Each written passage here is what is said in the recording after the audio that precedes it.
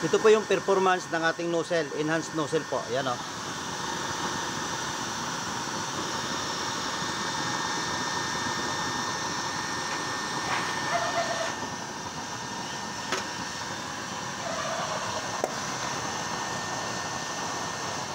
Pansin nyo, para pong umiikot yung ating ano to, yung ang apoy niya sa taas.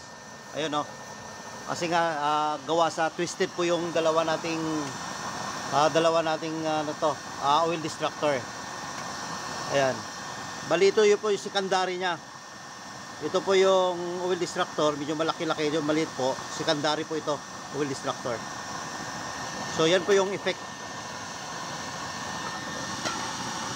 Ayan o, lumalampas po sa puwitan ng natin, kalan, yung kanyang apoy.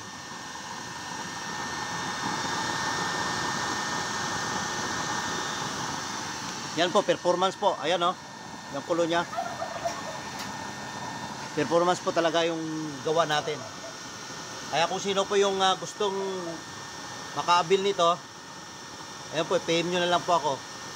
Ito hindi pa po napinturahan. Ang gawa po natin ay gawa sa tubular. Ayan. 1.5 makapal po yan. At saka yung pa natin is D4. Kaya malaki-laki rin ang tangke natin. Naglalaman po ito ng 1 litro. Ayan.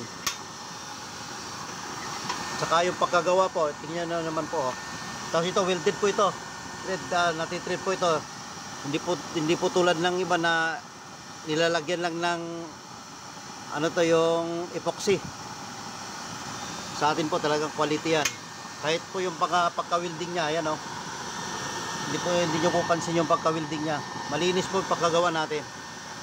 Kaya quality po, sulit po kayo kung anong binabayad nyo, sulit po kayo dito.